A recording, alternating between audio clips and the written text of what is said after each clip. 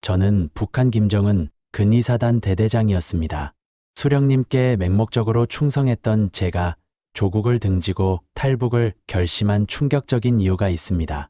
인민들의 참혹한 굶주림과 고위 간부들의 끝없는 부패, 그리고 굶어 죽어가는 제 딸의 모습을 보며 제 신념은 산산조각 났습니다. 그는 최고위층의 은밀한 진실을 밝히기 위해 목숨을 걸고 두만강을 건넜고 이제 그 누구도 말하지 못했던 북한의 맨얼굴을 증언하려 합니다. 여러분의 구독과 좋아요 하나하나가 숨겨진 북한의 진실을 세상에 알리는 힘이 됩니다. 저는 김정은 근위사단 대대장 이철진입니다. 한때는 정말이지 수령님과 당에 대한 맹목적인 충성심 하나로 살았던 사람입니다. 제 목숨보다도 더 귀하게 여겼던 것이 바로 우리 조국이었고 그 조국을 지키는 일이야말로 제 삶의 전부라고 믿었어요. 군관학교에 입학하던 날 저는 벅찬 가슴을 안고 맹세했습니다. 피와 땀을 바쳐 인민을 수호하겠다고요. 하지만 세월이 흐르면서 제 눈으로 직접 보게 된 현실은 제가 배운 것과는 너무나도 달랐습니다. 고난의 행군, 그 지옥 같은 시간을 겨우 넘겼는데도 인민들의 삶은 나아질 기미가 없었어요. 길거리에는 뼈만 앙상하게 남은 꽃제비들이 널려 있었고 장마당에서는 한 줌의 식량을 위해 서로 아기다툼을 벌이는 모습을 매일같이 보았습니다. 그 아이들의 초점 없는 눈빛, 어미를 잃고 울부짖는 소리는 정말이지 제 심장을 찢어놓는 듯했지요. 굶주림에 지쳐 쓰러지는 노인들, 힘없이 주저앉은 젊은 부부들을 보면서 저는 생각했습니다. 이게 과연 우리가 꿈꾸던 인민의 낙원인가 하고요. 더욱이 저를 미치게 만들었던 건 군대 내부의 현실이었습니다. 고위 간부 동지들은 그들만의 배를 채우느라 바빴고 병사들에게 돌아가야 할 식량과 물자를 빼돌려 사리사욕을 채웠습니다. 추운 겨울 얇은 이불 하나로 떨고 있는 병사들 앞에서 그들은 기름진 고기와 술을 마시고 아시겠습니까? 정말 인간 같지 않은 짓들을 서슴지 않더군요. 이런 자들이 과연 수령님께서 바라시는 충복인가 하는 의문이 제 머릿속을 떠나지 않았습니다. 저는 겉으로는 충성스러운 대대장이었지만 속으로는 매일 지옥을 겪었습니다. 집에 돌아가면 병약한 딸 지은이가 배를 움켜쥐고 끙끙 앓는 소리가 들렸고 아내 은숙이는 그 작은 딸아이에게 먹일 것이 없어 밤새도록 눈물만 흘렸어요. 제가 군관이라는 신분인데도 저희 가족에게 돌아오는 배급은 턱없이 부족했습니다. 늘 차가운 아궁이 앞에서 덜덜 떨며 잠드는 지은이의 모습을 볼 때마다 제 가슴은 억장이 무너져 내리는 듯했습니다. 제가 지켜야 할 조국이 정작 제 가족 하나 배불리 먹이지 못한다는 사실이 저를 갉아먹었습니다. 그때부터였습니다. 제가 평생을 바쳐 믿었던 체제에 대한 근본적인 의문이 제 심장 깊은 곳에서부터 솟아나기 시작한 것이, 이것이 과연 수령님께서 바라시던 조국인가? 우리가 지키려 했던 인민의 낙원이 맞는가? 하는 생각이 머릿속을 떠나지 않더군요. 군복을 입고 있지만 저는 매일 밤 죄인이 된 심정이었습니다. 지은이의 마른 볼을 쓰다듬으며 저는 속으로 수백 번도 더 다짐했습니다. 이대로는 안 된다고. 이 지옥 같은 현실을 끝내야 한다고요. 제 충성심은 이미 산산조각 나버렸습니다. 더 이상 저는 그저 명령에 복종하는 기계가 아니었습니다. 저는 아버지였고 남편이었으니까요. 제 가족을 위해, 그리고 저 꽃제비 같은 인민들을 위해 뭔가 해야만 했습니다. 그것이 설령 제 모든 것을 걸어야 하는 일이라 할지라도 말입니다. 딸의 지은이는 그저께부터 열이 펄펄 끓더군요. 조그마한 몸이 불덩이 같고 숨소리는 갈수록 거칠어지는데 저는 그저 손 놓고 지켜볼 수밖에 없었어요. 병원에 가봐도 약이 없다고 하더군요. 먹을 게 없어서 영양실조에 걸린 아이들은 폐렴에 걸리면 맥없이 죽어나가는 게 예사였습니다. 지은이도 그렇게 될까봐 밤새도록 아이 옆에서 뜬 눈으로 지새웠습니다. 쌕쌕거리는 숨소리가 제 심장을 옥죄어왔습니다.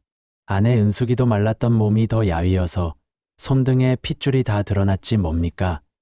지은이를 간호하느라 잠도 제대로 못 자고 겨우 얻어온 강냉이 중 몇 숟가락으로 버티는 아내를 보면 제 가슴이 갈기갈기 찢어지는 것 같았어요. 제 딸과 아내가 죽어가는데 조국과 수령님을 위한 충성심이 다 무슨 소용입니까? 저는 그저 제 가족을 살리고 싶은 애비이고 남편일 뿐이었습니다. 체제의 일원으로서가 아니라 그저 인간으로서 말입니다. 밤늦게 지은이의 작은 손을 잡고 앉아 있는데 문득 그런 생각이 들더군요. 내가 여기서 뭘 하고 있지? 이대로 내 딸을 죽게 내버려 둘 건가? 근위사단 대대장이라는 직위, 김정은 동지의 특별 감시를 받는다는 명예, 다 부질없었습니다. 가족이 없으면 저 또한 없는 것이나 마찬가지 아니겠습니까? 탈북이라니 상상이나 가십니까? 김정은 동지의 친위대나 다름없는 근위사단 대대장이 탈북을 꾀한다. 발각되면 저뿐만 아니라 3대가 멸족당할 일입니다. 아오지 탄광은커녕 그 자리에서 총살당해도 할 말 없는 죄 아닙니까? 하지만 그 순간 저는 살아야겠다고, 제 가족을 살려야겠다고 굳게 다짐했습니다. 이 지옥 같은 땅에서 벗어나 햇볕이라도 제대로 쬐어줄 수 있는 곳으로 가야 했습니다. 저는 오랫동안 머릿속에만 담아두었던 소문을 떠올렸습니다. 브로커 리명수라는 자가 있다는 이야기였지요. 중국과 북한을 오가며 사람들을 빼돌리는 갓나 새끼라고 보위부에서는 늘 단속 대상을 일러 바치곤 했습니다. 하지만 이제 그 갓나 새끼가 제 유일한 희망이 될 줄 누가 알았겠습니까? 저는 그와의 접촉을 시도해야 했습니다. 은밀하게 아무도 모르게 말입니다. 그날 밤 저는 잠들지 못했습니다. 머릿속으로 수십 번, 수백 번 탈북 계획을 세우고 또 무너뜨리기를 반복했습니다. 우리 부대원들의 동선, 감시초소의 위치, 국경 경비대의 교대 시간, 모든 것이 제 머릿속에 선명하게 그려지더군요. 목숨을 걸고 가족을 데려오겠다는 굳은 결의가 제 심장을 뜨겁게 만들었습니다. 이미 저는 돌아올 수 없는 강을 건넌 셈이었습니다. 이제 남은 것은 오직 이 비상계획을 실행에 옮기는 것뿐이었습니다. 가족을 위해 저는 모든 것을 걸어야 했습니다. 평양을 벗어난다는 건요, 솔직히 말하면 죽으러 가는 길이나 다름없었습니다. 보위부 놈들 눈동자가 사방에 깔려 있고 군 내부 감시망은 또 얼마나 촘촘한지 아십니까? 하지만 저는 이대로는 못 살겠더라고요. 제 심장이 더는 이렇게 답답하게 뛰는 걸 견딜 수 없었습니다. 며칠 밤낮을 세워 계획을 짰습니다. 제 계급과 제 위치를 활용해야 했어요. 위장 임무를 꾸며냈죠. 함경북도 회령에 있는 제 고향 집에 아주 중요한 군사 물자 점검을 위해 제가 직접 가야 한다는 내용으로 서류를 조작했습니다. 물론 쉬운 일은 아니었습니다. 제 직속 상관에게 보고하고 결재를 받아내는 과정이 얼마나 피가 마르던지 아시겠습니까? 그 순간마다 심장이 쿵쾅거려 제 귀에까지 들리는 것 같았어요. 겨우 허가를 받아냈을 때 손에 쥔 종이 한 장이 마치 제 목숨줄처럼 느껴졌습니다. 평양을 떠나는 날 아침 일찍 부대에서 나왔습니다. 아직 해가 뜨지도 않은 시간이었어요. 정문이병소에 서 있는 보초병들 얼굴이 어둠 속에서도 굳건하게 보이더군요. 그 녀석들 눈초리 하나하나가 제 심장을 꿰뚫어 보는 것 같았습니다. 이철진 동무, 어디 가는 길입니까? 하는 그들의 질문에 저는 최대한 아무렇지 않은 표정을 지으며 준비한 서류를 내밀었죠. 회령으로 임무 수행 나가는 길이다. 급한 일이니 빨리 통과시켜라. 제 목소리가 아주 조금이라도 떨렸다면 아마 그 자리에서 붙잡혔을 겁니다. 다행히 제 군복과 위험 있는 태도 덕분이었을까요? 그들은 별다른 의심 없이 저를 통과시켜 주더군요. 그 철문이 제 뒤로 닫히는 순간 저는 비로소 숨을 크게 들이쉴 수 있었습니다. 기차를 타고 북쪽으로 향하는 길은 지옥 같았습니다. 낡고 덜컹거리는 기차 안은 먼지와 사람들의 땀 냄새로 가득했고요. 창밖으로는 황량한 들판만 끝없이 펼쳐졌습니다. 그 풍경이 제 마음처럼 스산했어요. 중간중간 검문하는 군인들이 기차 안을 훑고 지나갈 때마다 저는 심장이 얼어붙는 것 같았습니다. 특히 한 번은 제 옆 좌석에 앉아있던 한 남자가 갑자기 저를 빤히 쳐다보는 겁니다. 군관 동무, 어디로 가시는 길입니까? 하고 묻더군요. 순간 머릿속이 새하얘졌지만 저는 침착하게 아주 차분하게 제가 가진 위장 임무에 대해 설명했습니다. 그 남자는 한참을 저를 뜯어보더니 결국 고개를 끄덕이며 시선을 돌리더군요. 휴, 정말이지 식은땀이 비 오듯 흘렀습니다. 오랜 군 생활로 단련된 제 담력과 지략이 아니었다면 아마 벌써 발각되었을 겁니다. 그림자처럼 아주 조용히 그렇게 평양이라는 북한의 심장부를 벗어나고 있었습니다.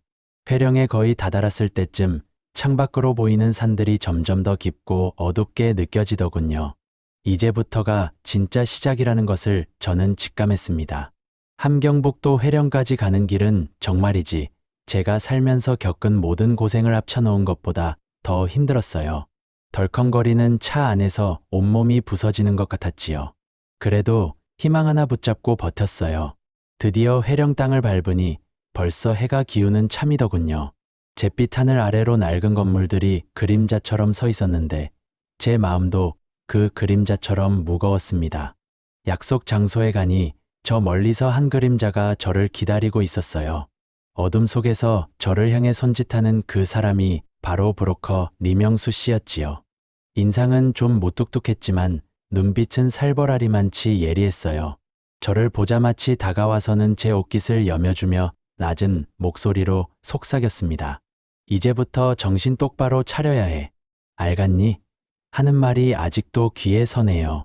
그와 함께 어둠 속을 헤치며 강가로 향했습니다. 발밑에는 부서진 돌멩이와 얼어붙은 흙이 밟혔고 매서운 강바람이 뼈를 깎는 듯했어요. 숨을 쉬는 것조차 고통스러웠지요. 그렇게 얼마를 더 걸었는지 모르겠어요. 정신없이 걷다 보니 어느새 두만강 앞에 다 와 있더군요. 강 전체가 하얀 소미불을 덮은 듯이 꽁꽁 얼어붙어 있었어요. 군데군데는 시커먼 물빛이 살짝 비치는데 그게 또 섬뜩하더군요. 이명수 씨가 먼저 발을 뗐습니다. 저도 그 뒤를 따랐지요.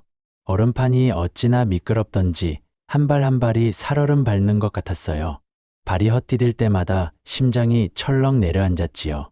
찬 강바람에 실려오는 흙냄새와 얼음 냄새가 코끝을 스쳤습니다. 강 한가운데를 가로지르던 중이었어요. 저 멀리서 희미한 불빛이 번쩍이는 게 아니겠어요? 국경경비대 순찰조의 불빛이었어요. 심장이 발뒤꿈치까지 떨어지는 줄 알았습니다. 이명수 씨가 재빨리 저를 끌어다가 강가의 눈더미 뒤로 숨겼어요. 몸을 웅크리고 숨소리마저 죽였습니다. 바로 옆을 지나가는 그들의 발소리가 어찌나 크게 들리던지 제 귀가 먹먹해지는 것 같았어요. 온몸이 얼어붙는 한파 속에서도 식은땀이 비 오듯 흘렀습니다. 다행히 눈치채지 못하고 지나가더군요. 그들이 멀어지고 나서야 겨우 가쁜 숨을 몰아쉴 수 있었어요. 다시 발걸음을 옮겼어요. 이제 거의 다 온 것 같았는데 그때였어요. 저 멀리서 개 짖는 소리가 들려오기 시작하는 거예요. 그리고 또다시 수색대의 불빛이 강 건너편에서 번쩍였습니다. 이명수 씨가 저를 잡아 끌어 더 빨리 뛰라고 재촉했어요. 얼음판 위에서 미끄러지고 넘어지면서도 정신없이 달렸습니다. 뒤에서 들려오는 발소리가 점점 더 가까워지는 것 같았어요. 제 심장은 터질 듯이 뛰고 허파는 찢어지는 듯 아팠어요. 정신없이 뛰다 보니 어느새 발밑에 얼음이 아닌 단단한 흙이 느껴지는 거예요. 드디어 중국 땅을 밟은 겁니다. 그 자리에 털썩 주저앉았어요. 살았다는 안도감과 동시에 고향에 두고 온 가족 생각에 눈물이 핑 돌더군요. 제 정신은 아직 두만강 한가운데를 헤매는 것 같았어요. 정말이지 그때의 두만강은 제 인생을 가로지른 차가운 그림자였습니다. 두만강을 건너 중국 땅에 발을 디뎠을 때 말입니다. 솔직히 숨통이 트이는 것 같았습니다. 그 살벌한 북조선 보위부의 눈길에서 벗어난 줄 알았지요. 하지만 착각이었습니다. 여기가 더 지옥 같더군요. 아니, 어쩌면 더 숨막히는 지옥이었습니다. 이명수 사장님이 약속대로 마중을 나오셨습니다. 그는 저를 보더니 어이구, 형님, 고생 많으셨습니다. 하면서 작은 봉고차에 태웠습니다. 차 안에는 이미 다른 탈북자 몇 명이 쭈그리고 앉아 있었습니다. 다들 저처럼 잔뜩 겁에 질린 얼굴들이었습니다. 리 사장님은 저에게 작은 보따리를 건네주더군요. 안에는 낡은 옷 몇 벌이랑 빵, 물이 들어 있었습니다. 형님, 앞으로는 정신 바짝 차리셔야 합니다. 여기는 북조선 보위부 놈들뿐 아니라 중국 공안들도 눈에 불을 켜고 탈북자들을 잡으려고 핏발이 서 있습니다. 언제든 잡히면 바로 북송입니다. 그의 목소리는 나지막했지만 그 말 한마디 한마디가 심장을 옥죄는 듯했습니다. 리 사장님이 마련해준 첫 은신처는 어느 허름한 공장 뒤편의 창고였습니다. 먼지가 켜켜이 쌓여 있고 쥐들이 찍찍거리는 소리가 밤새 들렸습니다. 창문은 깨져서 찬바람이 숭숭 들어왔고 퀴퀴한 곰팡이 냄새가 코를 찔렀습니다. 며칠 밤낮을 그곳에서 숨죽이며 지냈습니다. 낮에는 혹시나 밖에 인기척이라도 들릴까봐 숨도 제대로 못 쉬었고요. 밤에는 언제 들이닥칠지 모르는 공안의 발소리에 귀를 곤두세웠습니다. 그렇게 며칠을 버티고 나면 리 사장님이 다시 와서 다른 곳으로 옮겨주곤 했습니다. 버려진 농가, 시장 한 귀퉁이의 쪽방, 심지어는 산속의 토굴 같은 곳도 있었지요. 매번 다른 곳으로 옮겨 다녀도 불안감은 사라지지 않았습니다. 오히려 더 커졌다고 해야 할까요? 제 그림자마저도 저를 쫓아오는 것 같았습니다. 어느 날 리 사장님이 데려다 준 작은 아파트에서였습니다. 그곳에는 저 말고도 철수라는 이름의 젊은 탈북자가 있었습니다.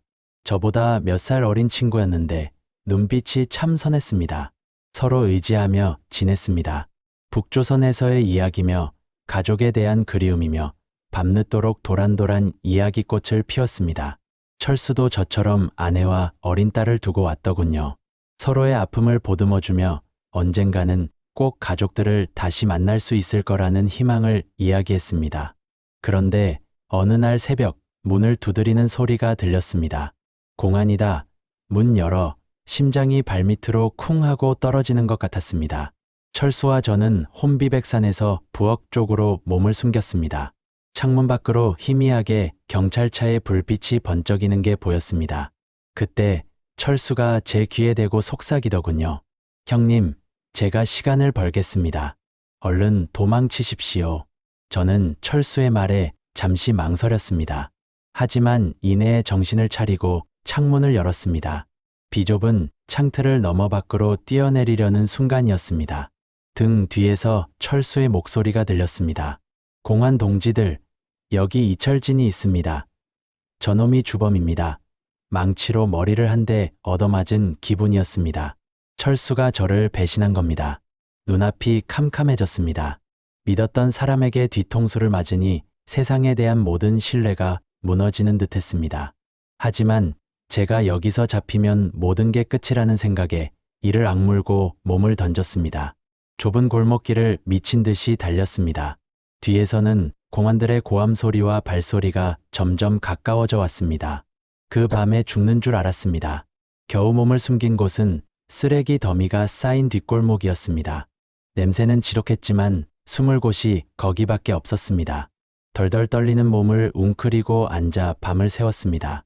가족들의 얼굴이 아른거렸습니다. 내가 여기서 죽으면 우리 처자식들은 어떻게 되나. 그 생각에 저는 다시 일어설 수 있었습니다. 배신감과 절망감 속에서도 제 가족을 위한 마음만은 굳건히 지키려고 애썼습니다. 그렇게 중국에서의 매일매일이 살얼음판을 걷는 것 같았습니다. 압록강을 건넜다고 다 끝난 줄 알았더랬습니다.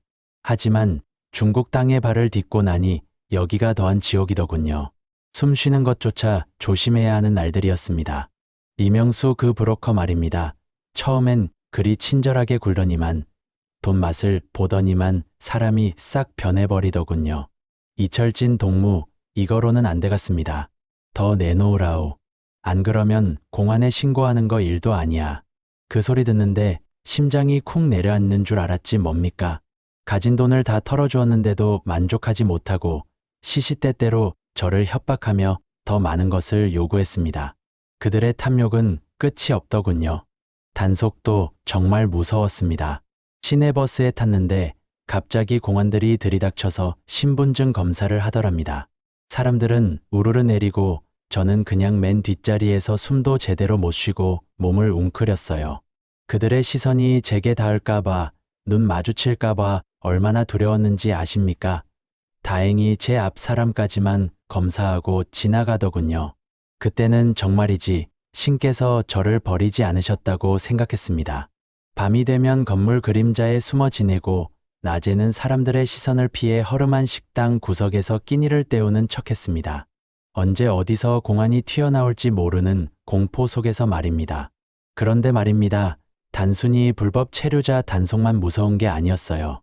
며칠 밤낮으로 기차역 주변을 전전하다가 스쳐 지나가는 사람들 틈에서 낯익은 얼굴을 보게 된 겁니다. 북조선 보위부 놈들이었죠. 그들의 눈빛은 마치 저를 잡아먹으려는 굶주린 짐승 같았어요. 저를 찾으러 여기까지 왔다는 생각에 온몸에 소름이 돋더군요. 그때부터는 잠시도 마음을 놓을 수가 없었습니다. 언제든 뒤에서 칼이 날아올지 언제 잡혀갈지 모르는 공포 속에서 매일 밤을 지새웠습니다. 그림자 하나에도 화들짝 놀라며 심장이 멎을 듯한 긴장감 속에서 잠시 눈을 붙이는 게 전부였습니다. 앵군주림은 기본이었습니다. 며칠을 물 한 모금, 빵 한 조각 없이 걸은 적도 많았습니다. 추위는 또 어떻고요. 낡은 옷 한 벌로 영하의 밤을 버텨내야 했으니 온몸이 얼어붙는 듯한 고통이었죠. 몇 번은 열병에 시달려 정신을 잃을 뻔했습니다. 콜록거리는 기침과 뼈마디를 쑤시는 통증 속에서 저는 정말 죽음의 문턱을 여러 번 넘나들었더랬습니다. 그럴 때마다 제 정신을 붙잡아 준 건 제 처자식들의 얼굴이었습니다. 아내의 다정한 눈빛, 어린 딸아이의 해맑은 웃음, 아들의 듬직한 모습이 눈앞에 아른거렸어요. 살아야 한다, 살아서 꼭 다시 만나야 한다. 이 한마디가 제 목숨을 이어가는 유일한 힘이었더랬습니다. 몸은 만신창이가 되고 정신은 피폐해졌지만 저는 포기할 수 없었습니다. 가족을 위해 그리고 저의 자유를 위해 이 모든 고통을 견뎌내야 한다고 스스로를 다그쳤습니다. 제 강인한 육체와 정신은 극한의 상황 속에서도 끝끝내 저를 지탱해 주더군요. 이명수 같은 배신자도 있었지만 가끔은 저를 돕는 익명의 손길도 있었더랬습니다. 그렇게 죽음의 문턱을 몇 번이나 넘나들며 저는 다시 발걸음을 재촉했습니다. 마지막 목적지를 향해 이 지옥 같은 여정을 끝내기 위해 말입니다. 비행기가 서서히 고도를 낮추는데 창밖으로 펼쳐진 풍경이 정말이지 말도 못하게 환하더군요. 캄캄한 밤하늘 아래 셀 수 없이 많은 불빛들이 바둑판처럼 빼곡하게 박혀 있는 겁니다. 여태껏 제가 보았던 세상과는 너무나 달랐어요. 우리가 살던 곳은 밤이 되면 암흑천지 아니겠습니까? 그 흔한 가로등 하나 제대로 켜진 걸 본 적이 없는데 여기는 온통 빛으로 가득한 거예요. 저도 모르게 입이 떡 벌어졌습니다. 이전에 그저 어렴풋이 들었던 나만의 전기 사정이라는 게 이런 거였구나 싶었지요. 비행기 문이 열리고 발을 내딛는 순간 낯선 공기가 폐 깊숙이 들어왔어요. 냄새도 다르고 소리도 달랐습니다. 공항 안은 또 어떻고요. 사람들이 구름처럼 많고 모두 제 갈 길을 바쁘게 오가는데 그 누구도 서로를 감시하거나 눈치 보지 않더군요. 그 모습이 어찌나 자유로워 보이던지 한참을 멍하니 서 있었습니다. 경비원들의 눈빛조차도 우리가 알던 감시병들의 그것과는 달랐어요. 그저 제 할 일을 하는 평범한 사람들 같았습니다. 숨막히는 감시의 눈길에서 벗어났다는 안도감이 온몸을 감쌌지요. 수속을 마치고 밖으로 나오니 서울의 밤 공기가 저를 감싸더군요. 시원하고 탁 트인 느낌이었습니다. 북에서 그리도 꿈에 그리던 남녘 땅, 자유의 땅에 제가 서 있다는 것이 믿기지 않았어요. 발걸음 하나하나가 어찌나 가볍던지 그냥 걷는 것만으로도 이렇게 행복할 수 있다는 걸 저는 그때 처음 알았습니다. 억압받지 않고 마음껏 숨쉬며 걸을 수 있다는 게 그게 바로 인간다운 삶이구나 싶더군요. 온몸의 세포 하나하나가 자유를 만끽하는 기분이었어요. 제 몸은 자유를 얻었지만 제 마음은 여전히 북녘에 묶여 있었습니다. 아니, 정확히는 북녘에 두고 온 우리 가족에게 묶여 있었지요. 어머니와 아내, 그리고 아직 어린 우리 딸아이.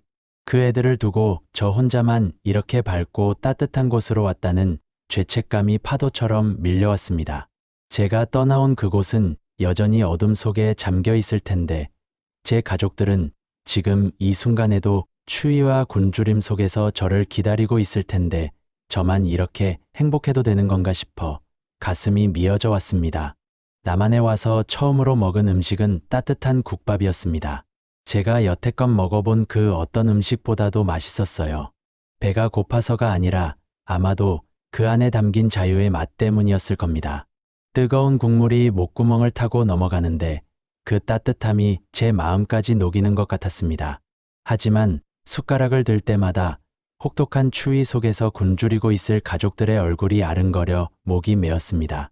이 좋은 것을 저 혼자만 먹어도 되는 건가 하는 생각이 떠나질 않더군요. 이제 저는 자유를 찾았습니다. 하지만 이 자유가 제게는 또 다른 짐이 되었습니다. 가족을 위한 저의 싸움은 이제부터 시작이라는 걸 저는 직감했어요. 이 땅에서 제가 할 수 있는 모든 것을 다해서 기필코 그들을 다시 만나야 한다는 다짐을 수없이 되뇌었습니다. 그들을 데려오기 전까지는 진정한 자유란 제게 허락되지 않을 것이라는 것을 잘 알고 있었습니다. 남조선에 와서 자유를 만끽한다. 처음엔 그 말이 뭔지 정말로 알 것 같았습니다. 따뜻한 밥을 배불리 먹고 밤새도록 불이 꺼지지 않는 도시를 보면서는 이곳이구나 했지요. 제가 여태껏 살아왔던 삶과는 너무도 다른 세상이었어요. 하지만 아시겠습니까? 그 기쁨과 안도감도 잠시더라고요. 마음 한구석에 무거운 돌덩이가 계속 얹혀 있는 기분이었어요. 밤마다 잠자리에 들면 고향 생각이 나더군요. 눈 감으면 제가 대대장으로 있었던 근위사단 동무들의 얼굴이 아른거리고 추위에 떨고 배 골턴 인민들의 모습이 보였습니다. 제가 떠나온 그 땅은 여전히 감시와 통제의 지옥일 텐데 저 혼자 이렇게 편히 살아도 되는 건가? 죄책감이 저를 옥죄어 왔습니다. 제가 보고 겪었던 진실들을 침묵하는 것이 과연 옳은 일인가? 계속 저 자신에게 되물었지요. 어느 날 텔레비전에서 북조선 정세에 대한 뉴스를 보는데 마음이 너무나 아팠습니다. 제가 직접 겪고 보아왔던 일들이었기에 더욱 그랬어요. 저들의 선전과는 다르게 인민들은 여전히 고난의 행군 때와 다를 바 없이 힘겹게 살아가고 있더군요. 그때 문득 이런 생각이 들었습니다. 제가 침묵하면 저들이 겪는 고통은 영원히 감춰질 것이라고요. 제가 살아남은 이유가 혹시 이 진실을 세상에 알려야 하는 사명 때문이 아닐까 하는 생각이 들었습니다. 저는 근위사단 대대장으로 복무하면서 북조선 체제의 가장 깊숙한 곳까지 들여다보았습니다. 간부들이 어떻게 특권을 누리고 인민들을 착취하는지, 감시와 처벌이 어떻게 일상화되어 있는지, 그 속에서 인간 존엄성이 어떻게 짓밟히는지 똑똑히 보았지요. 이 모든 것들을 제 입으로 증언해야겠다고 결심했습니다. 제가 겪었던 이야기들이 비록 저에게는 아픈 기억일지라도 고향에 남아있는 동포들에게는 작은 희망의 불씨가 될 수 있을 거라고 믿었습니다. 어머니와 아버지를 두고 왔다는 사실이 저를 가장 괴롭혔습니다.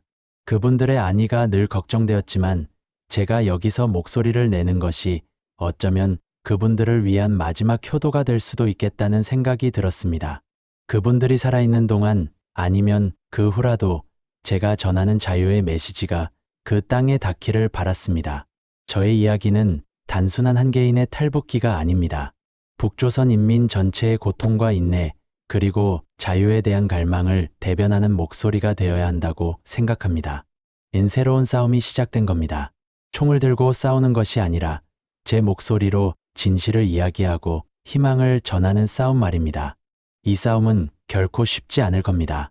하지만 제가 겪었던 모든 고난과 아픔이 이 싸움을 위한 준비 과정이었다고 생각하면 저는 두려울 것이 없습니다. 저는 이제 제가 할 수 있는 모든 것을 다해서 저희 동포들에게 자유와 인간 존엄성의 가치를 처절하게 증명해 보일 것입니다.